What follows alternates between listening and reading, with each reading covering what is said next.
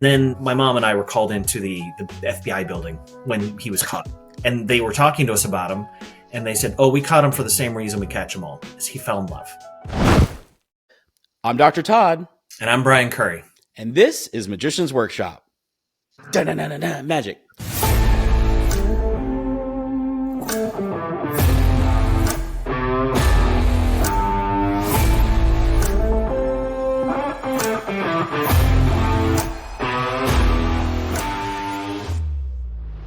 If you've ever been in Washington, D.C., you might know Brian as the Good Liar, a magician and mentalist who's built a reputation for mind-blowing shows without all the usual mentalist tropes.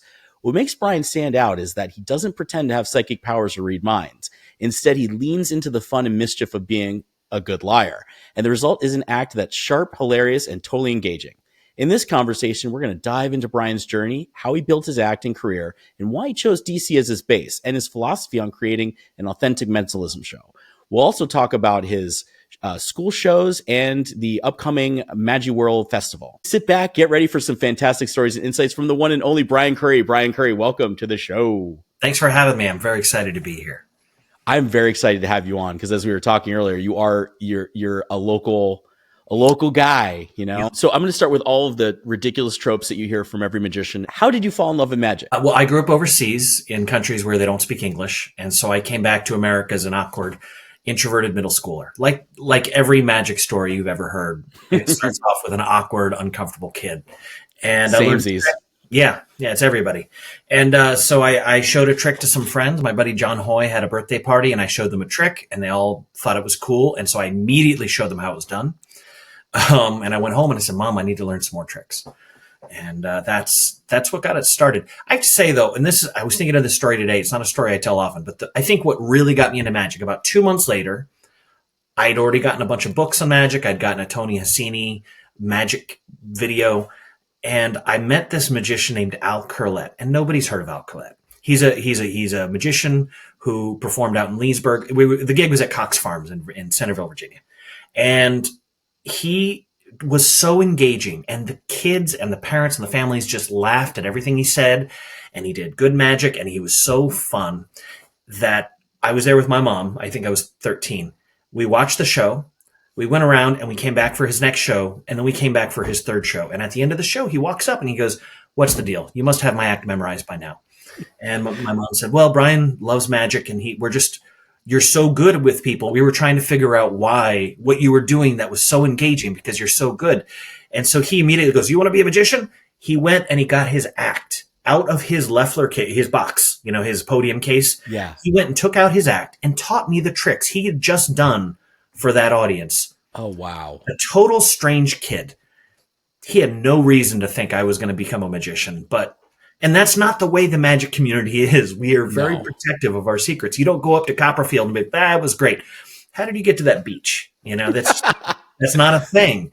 But Al, it was. He was kind enough to give me his act. Wow.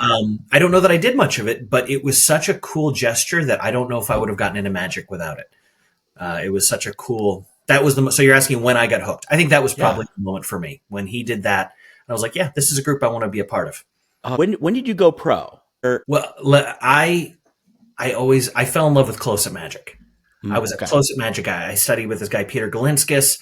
I went to Denny Lee Magic Studio, and I went real hard into close-up. And I had a restaurant gig, Clyde's of Tyson's. I was there for over 20 years until they closed the building, and they bulldozed it. I was there every Sunday brunch that I was available, including through college. So I was really into close-up, but I knew that if I was going to make a living, I had to be able to be up on stage.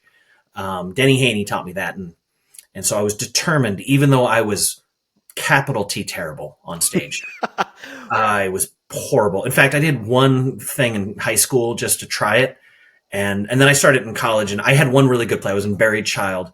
And everyone seemed to like that. And my mom came up and she goes, "Brian, that's the first time I've seen you on stage where I didn't feel embarrassed for you." I was like, "Oh, wow, thanks, Mom." Wow. I mean, she meant it. She had tears in her eyes. She was so proud of me. But it was like, I was like, I don't think that's the compliment you think it is. So I was really, but I needed it, and I knew I needed it. And I was very lucky. I went to a JMU, James Madison, where there were a lot of roles, especially for people who identify as male. There were not as many male people in the department. So I got more roles than I should have based on my talent because Got they it. just needed somebody. I fit that bill.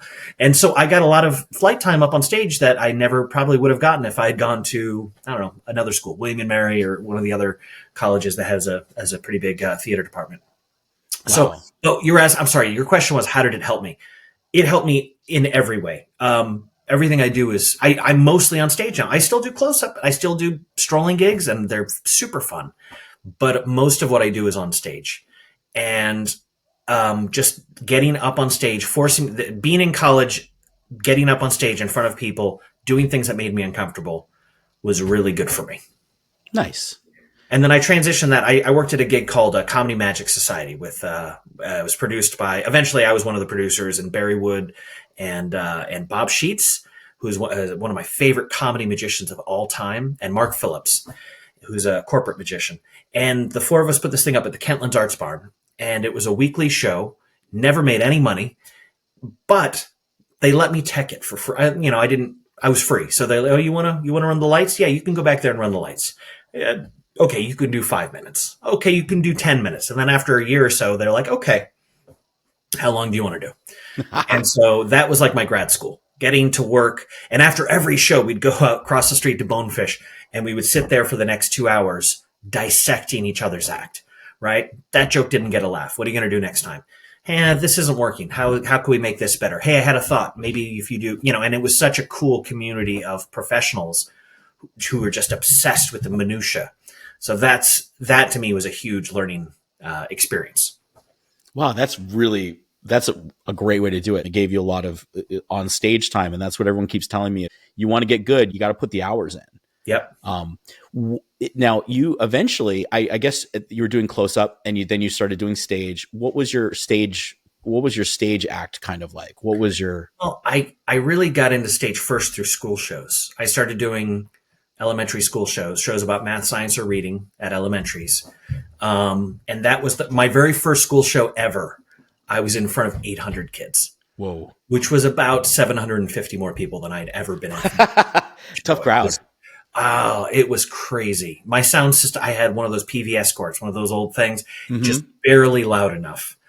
And I still remember I was terrified. So that really threw me into it. And I was, for a long time, I was doing over 100 schools a year. So and a lot of schools have 2 shows. So that's hundreds of shows. So that's where I learned to be up in front of people. And then I studied, I did a lot of workshops with Bob Fitch. Bob Fitch, if you don't know, is he was an actor. He was the original Rooster in Annie. He was a Broadway star. My God. Oh, wow. Okay. He's a legitimate acting star in like the Broadway circle. And he also is a magician. And so he would give these incredible workshops. And they were so good. I can't tell you how good they were, but but I learned a lot about stagecraft. I learned more from Fitch than I did from theater major on how to perform as a magician. It was cool. He teaches you all these like old vaudevillian rules. And then he's like, all right, let's talk about how to break them. In vaudeville, you walk in left to right because that's how people read. Right. And here's the way in vaudeville they teach you to walk on. You walk, your eyes lead you this way, then you come, and then you come out in the front. So we all learned that. And he's like, all right, Bob Sheets, how do you come out? And Bob would just get up there and play. And we learned that Bob didn't come. He came out from the other side and he walked in like a weird swirly pattern and then walked out to the front. I walked out shaking the hand of somebody, like, because I was talking about how much I like on TV shows, like when they go to commercial, they always lean in and talk to each other. And I go, what are they saying? So I'm like talking to the person off stage when they introduce me, and I'm like, I'll talk to you later. And I come out, and that's how I learned. I try to, now, unfortunately, I don't usually have wings to come out of, but that's one of the ways I learned that I could come out. So once you learn the rules, you learn how they apply to you or don't apply to you. Stephen Bargetzi, who's done a lot of these workshops, he breaks every rule. Every rule. He turns his back to the audience. He cuts their applause off. He's mean to kids. He does all of the best things, and then they're all break the rules that you learn. So the Fitch workshop was a big deal for me. Wow. Okay. So you're doing that. When did you start pivoting? When did you create your Mentalism act? And like, was that pretty early on, or is that kind of more of a recent kind of That's development? recent. I was raised Catholic. Uh, I'm not anymore, but I was raised Catholic, and I knew from when I was a kid, people who did mentalism mostly pretended that they were psychic. Yeah, yeah, That was yeah. the thing when I was a kid. And then Darren Brown popularized. Darren Brown's a mentalist from the UK. He's Yes, love if, Darren Brown. if If you don't anyone know that doesn't Darren know, Brown, pause this podcast and go look up some of his theater shows. They're that's just fair. spectacular. So he popularized. I mean, maybe there are other people who've done it before, but he's the one who Yeah. made it really popular to do pseudoscience, right? I'm Yes. using psychology in this, and to me, I was more comfortable with that because I knew it was wrong to pretend to mess with people's religion. Felt wrong to me, and so I started doing the pseudoscience, and I would only do it for one or two routines, but they always played really well. And then I was doing one show where I was mostly a mentalist. I was doing a show with Mark Phillips called A Gentleman and a Liar, is what we called the show. And he was the gentleman, I was the liar. And so after the show, I had someone coming up and they go, "Hey, I've been studying mnemonics for work, but when you memorize a deck, I just didn't think it was possible to do it that fast. So you're using mnemonics?" And I had just read an article on the world champion, and I told him a beautiful tale of how I was able to memorize it that fast. And he left feeling like he had seen the greatest psychological memory expert in the world. And I felt like garbage. He left my show dumber and it was my fault. It wasn't his fault. It was, I made him dumber. And I said to myself, is that how you want to spend your life? Like, this is not a hobby. This is what I spend all of my time thinking about. Do I want to leave this world having made people dumber? And so I decided, I spent a lot of time thinking about it. And eventually I was like, what if I just tell them that everything I told them, even the pseudopsychology at the end of my show, I don't tell them how it's done, but I tell them all the things I lied about. And Oh, I love that. almost, you know, I tell them at the beginning I'm going to lie to them. For some reason, they still believe me in the show. And at the end, I tell them what I lie to them about. So it cleanses my soul. I feel better at the end of the show. I didn't make anybody dumber. That's fantastic. When I read the article about you with the JMU Journal, there is one story in there that is true, and I got to get your take on it. So I'm gonna read the quote, and then I want to hear your take on it. Mm-hmm. All right. As a young magician working in the mall at Tyson's Corner in Northern Virginia, he became good friends with his boss. I learned an awful lot about the craft from him, he said. A year later, the two men moved their show to Disney World, Florida on the boardwalk. Our first day there, some guys walked up and pushed him to the ground, put him in handcuffs, and took him away. He was a con man who had been on the run for 5 years. Is this a true story? 100% true. Okay. Absolutely true. You can ask anyone who was in DC. Everyone knew him. We knew him as Patrick Walms.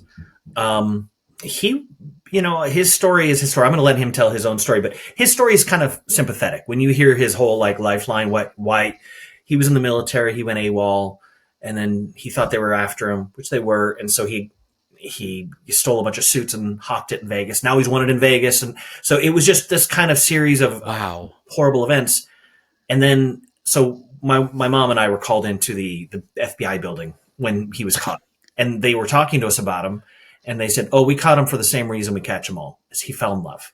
Because every 4 months he was changing his name, his identity. They never would have caught up with him.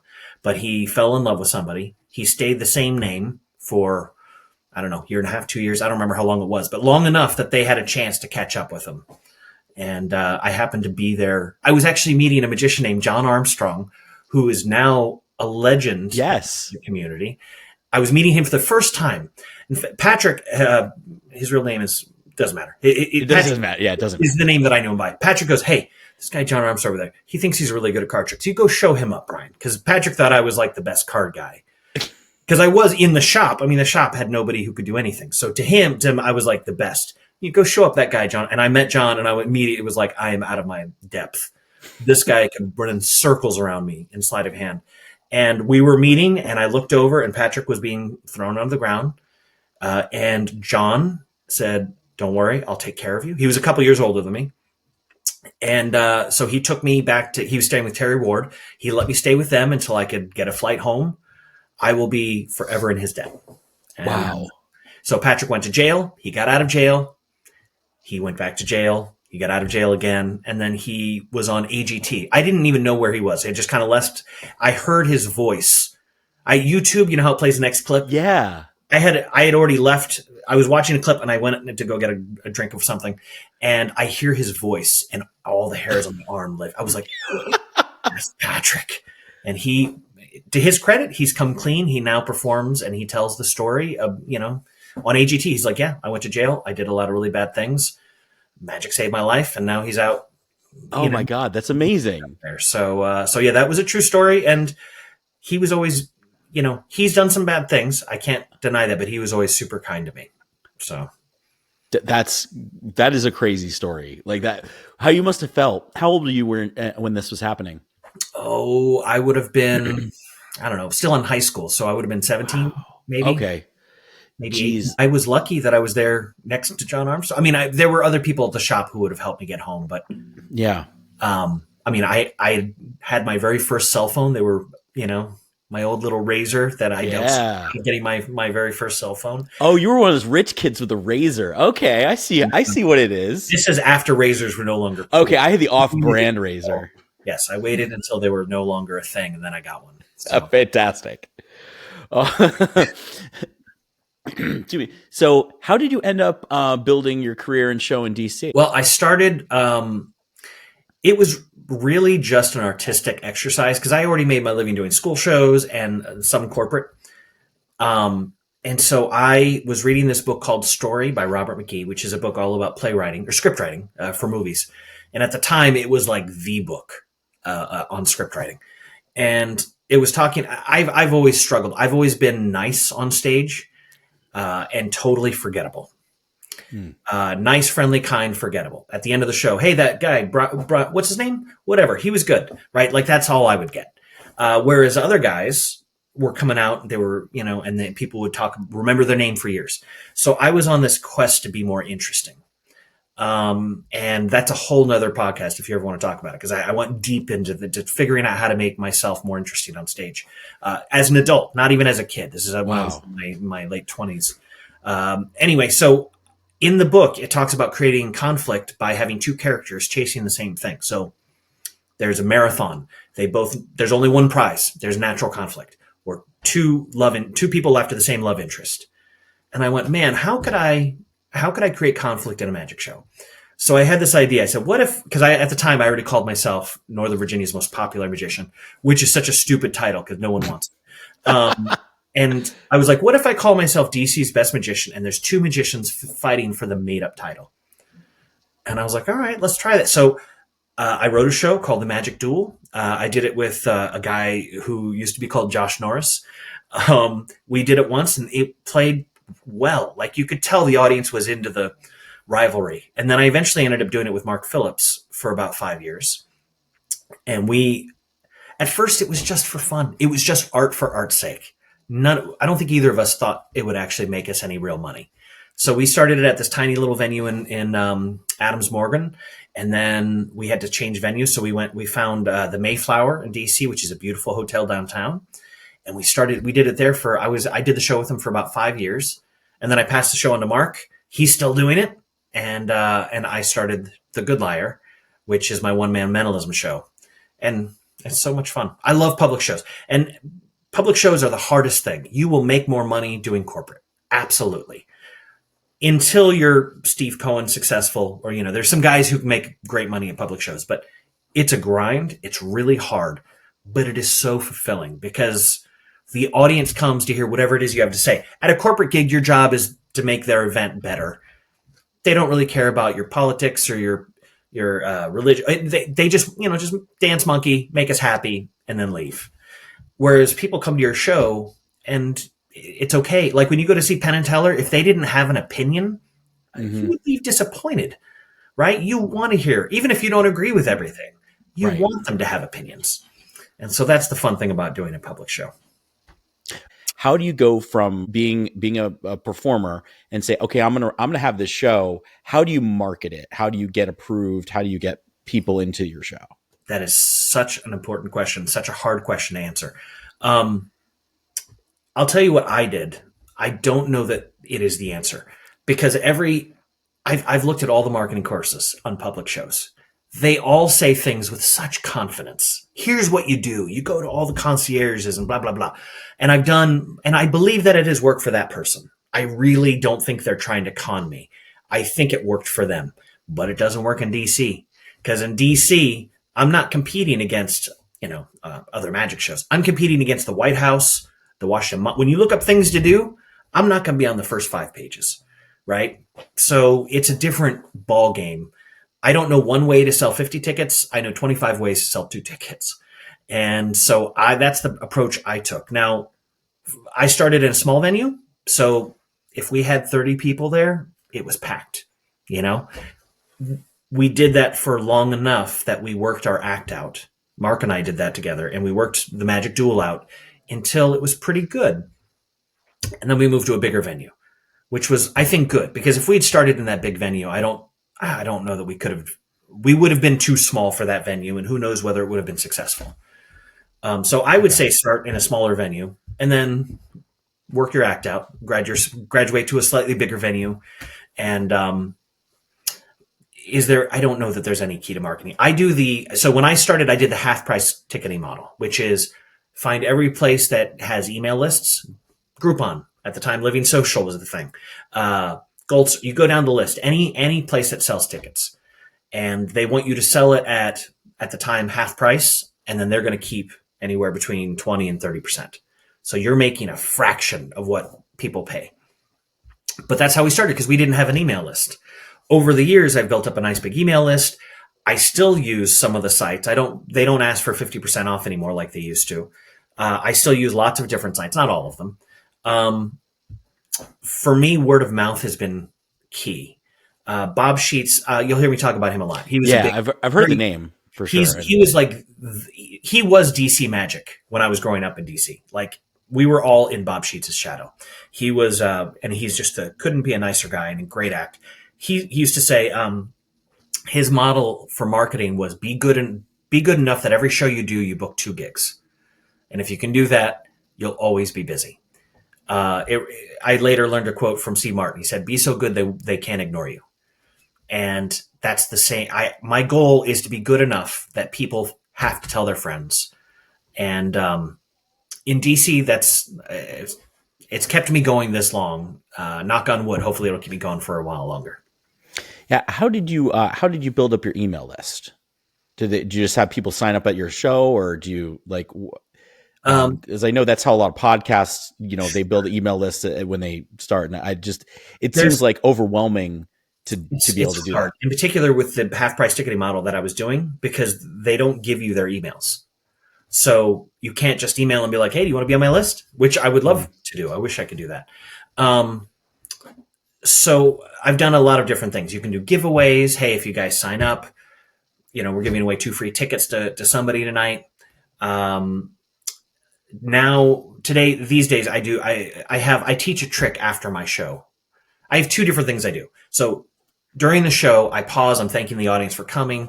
By the way, guys, I have a bar bet I learned I never paid for a drink in college. It doesn't really fit in the show, but if you want to learn it, come meet me by the host stand, and I'll teach it to you afterwards.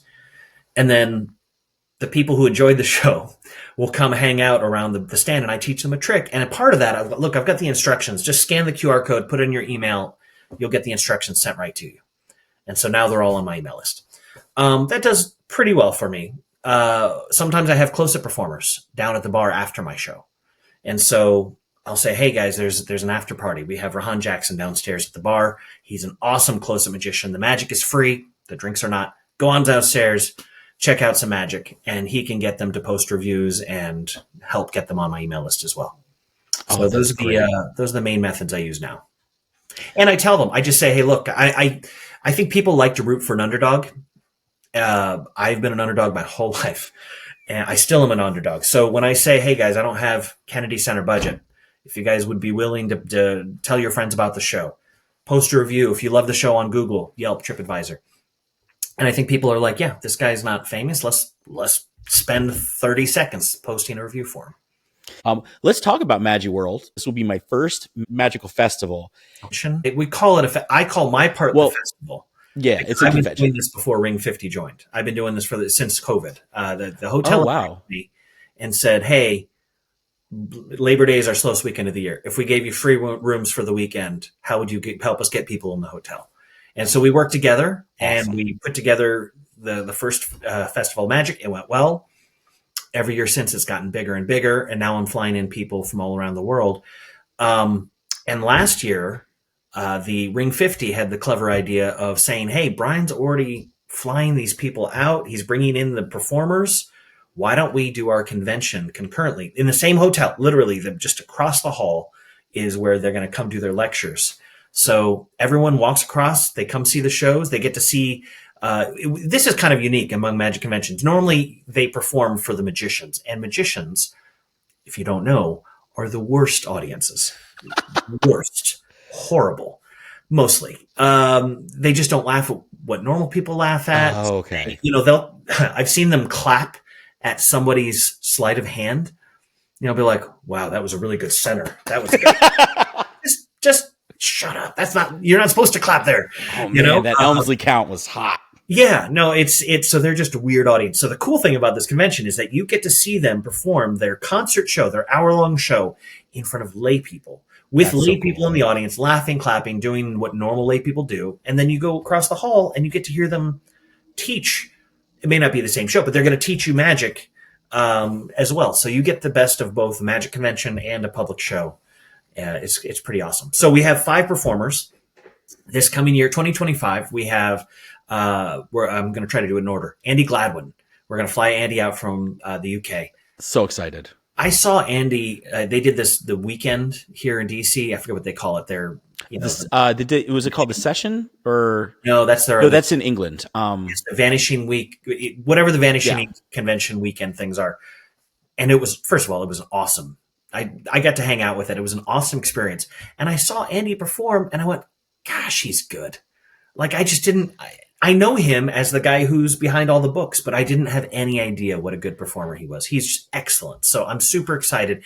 And his show, this is so cool. He's doing a show where the audience brings decks of cards and the whole show is using other people's decks of cards, which I think is a very clever premise. So we've got Andy opening us up. I'm just going to talk about the shows. The convention's got go, absolutely, please. And then on Saturday, we have Dave Corsaro. If you don't know David Corsaro, not only is he a great magician, but he's a great mentalist. And he's a marketing expert. So, and I've seen his act before. He's very, very funny. He's a strong act. But next door, he's going to come over and he's going to talk about marketing. And he's not a professional magician. He makes his money as a marketing guy for huge brands. We could never afford to get him to talk to us if he weren't a magic geek who is coming out to do this thing. So he's awesome. And then Saturday night, we have Lucy Darling. Krista plays Lucy Darling. And, that's going to be fantastic. Sunday we have a family show, 2 family shows actually, on 1 and 3 o'clock on Sunday. John Reed is coming down from New York. He is a Guinness Book of World Record holder for his balloons. He's spectacular. He made a transformer the size of a warehouse. Like I've seen a photo of it, and it goes all the way. I don't know how he did it. It's incredible. Out of twisting balloons? Out of oversized twisting balloons. Oh my god! They're not like crazy. They're like this big, but they're. Oh my god! It was very cool. I'll send you a photo later. I can't wait. But I saw him do. We knew each other at Magic Camp when we were kids, but I got to see him perform just 2 routines, and it was enough. I watched those 2 routines. I'm like, I want him at the festival. So he's just so good. And then we're gonna finish the night. The festival with Eric Jones, and I am an Eric Jones boy. Eric Jones is awesome. He's he's a sleight of hand expert all around, but he's particular with coins. Mm-hmm. And for those of you who don't know coin magic, I can always tell a routine that was created by Eric Jones. It has its own look, its own style. There's only a couple people in the world I can say that about. He's got his own unique thing with coins, and it just looks like real magic. And he's an AGT finalist. Yeah, I mean the lineup this year is just—I don't know how we'll ever top this. You got some of the best, unbelievable. It was. Are there still tickets for? Because I just got mine. How many tickets are we sold out yet? Or Lucy's individual tickets are sold out. Yeah, so if you're a layperson and you're not, so Magi-Whirl still has tickets. So if you want to come to the convention and learn the magic and the craft of magic, get your tickets to Magi-Whirl. I hopefully you'll have a link somewhere. I don't know I'll where put it up. I'll put it. Yeah, no problem. so that's for Magi-Whirl, and then that's if you're a magician. And as part of Magi-Whirl, you come to all the shows. However, if you're not a magician, you can get individual tickets to everyone I just said, except for Lucy. They're sold out. Or you can get an all access pass. So that gives you a ticket for the whole weekend. It's like $95 or something, or $99. It's a fraction of. It's unbelievable. That's a crazy deal for who you're seeing. It's any one of those acts, I would pay that much money to see those individually, especially in DC. We've got like 20 of those left. So okay, but if you're seeing this, go check the website. Hopefully this will be up this Sunday. So so it won't be sold. It probably will sell out in the next 2 months, probably not before. Okay. Wow. From here on out, we'll get like mostly individual tickets. I want to talk a little bit more about like the nuts and bolts. What should I expect? Like, what would you tell somebody who's never been to a convention before to kind of prime them to get ready to maximize their experience? Well, this convention is a little unique. I would say most conventions you go to expect a lot of card tricks. You're going to see more card tricks than you've ever wanted to see times 100. This convention I think is pretty unique because it's not quite that. But usually at a convention, there's like a hangout room where you just see people jamming. You will see that at the bar at the Capitol Hilton during the festival. You go down to the bar, and by the way, there's free magic every night from 8 to 9. We have a magician wandering around. But I don't even need to bring the magician because the magicians at the convention are all too eager to show you a card trick. So you're just going to see card tricks all over the bar, and other stuff too, close up. The convention itself, the lectures, they each have their own. They did a really good job. Ring 50 is in charge of Magi-Whirl. They did a great job of having a nice variety. So, David Corsaro is going to talk about marketing, and I think he'll also teach some magic. Lucy, Carissa, I assume is going to, I don't know exactly what's in her lecture. I've seen her penguin lecture. It was incredible. Yeah. She'll probably, I imagine that Carissa will talk about character, which is obviously one of her strengths. John Reed will talk about doing family shows. I know he does a lot of school shows, and he's very, very good at them. So hopefully he digs into that. Eric Jones will talk about close-up, sleight of hand skill stuff. Andy will talk about whatever he wants, whichever tricks he wants to. Yep. So I'll listen to all of it. For those parts, it's relatively small. It's a group of magicians in a room, and it's kind of informal. And you get to actually meet it's nice because they always take questions. If you ever want to dig in, if you're like, hey, I don't know what an Elmsley clown is, they will usually say, here, let me show it to you, and then meet me after the lecture and we'll work on it, type of thing. So that's what to expect.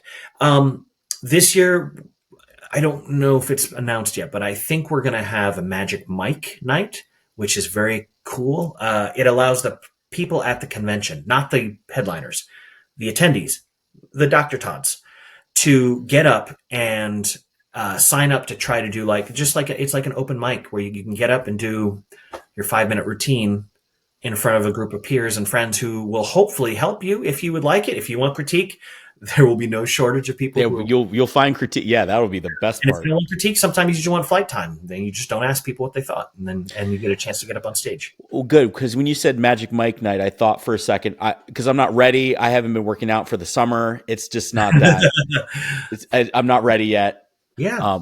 I got my room at the hotel, and I'm sure there's still blocks available for the. I'm sure there are still rooms. It's their slowest weekend of the year, so I suspect you're.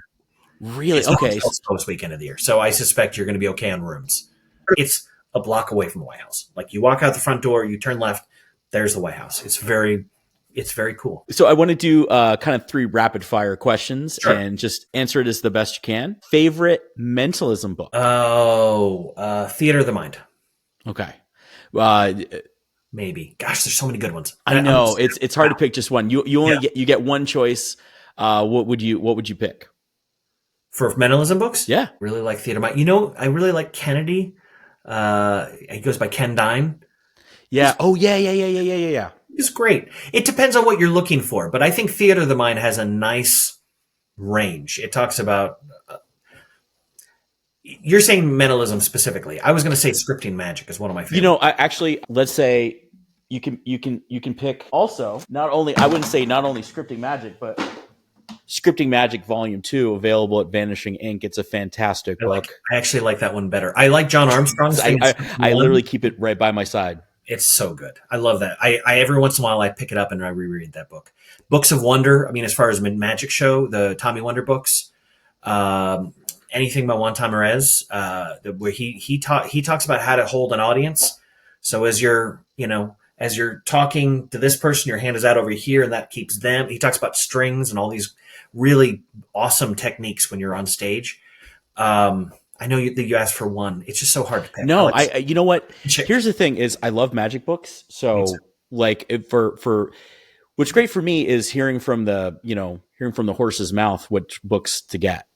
I mean, those are some of my favorites without question. All right, next question. One more left after that. What would be your advice for any new up and coming magician if they want to start doing what you did and get out there and perform? What's your recommendation? Boy, it's different than when I was a kid. Just advice. I would say find a venue like you do, a restaurant. Find something where you can perform all the time, somewhere where you can be bad, because you're going to be bad and you're going to make mistakes, a lot of them. So find a place where you can make a lot of mistakes. It's low pressure. Restaurants for me were huge. I learned so much about performing by having a restaurant every week for years and years and years. So find somewhere to be bad. That's my advice. Fantastic. Last question. If you weren't a magician, what would you be? Well, I kind of like real estate stuff. I know those two. Those two things don't seem like they go together. But the best advice when I got into magic, I asked all the guys who were making a good living, what advice would you give someone who's getting into it? And they all said a variation of things, but they all mentioned two things. They all said, buy a house early and start your IRA. And I like to say that I'm living the Charles Green life plan. Charles Green is a great corporate magician, trade show magician here in DC, who's, he's just fabulous. He's so talented. But he taught me, he said, don't just buy one house. Buy a house, then go buy another house, and then go buy another house, and keep the others as rentals so that when you retire, because he pointed out, he goes, look at how most magicians retire. It is not a pretty thing. Like have a source of income for when people don't want to hire you anymore. And so I'm following the Charles Green life plan. And so I would give that advice to anybody as well. Sure. So thank you so much for tuning into this episode of Magician's Workshop, and a huge thank you to Brian Curry for sharing his journey, philosophy, and insights into the world of mentalism and Magi-Whirl and school shows and literally everything else. It was amazing to hear about his unique approach to magic, and I think we all learned a lot from his perspective of being a good liar and making mentalism feel fresh and authentic. Thank you again so much for joining us. Thanks for having me. And if you enjoyed this conversation, be sure to follow Brian on his Instagram. And don't forget to check out his show, The Good Liar, if you're in DC. And as always, if you like what you heard today, leave a review, share this episode with a friend, and subscribe so you never miss an interview with all of these magicians, creators, and innovators shaping the world of magic. And until next time, keep practicing, keep learning, and remember, it's all about the art of deception, but in the best possible way. So see you next week on Magician's Workshop.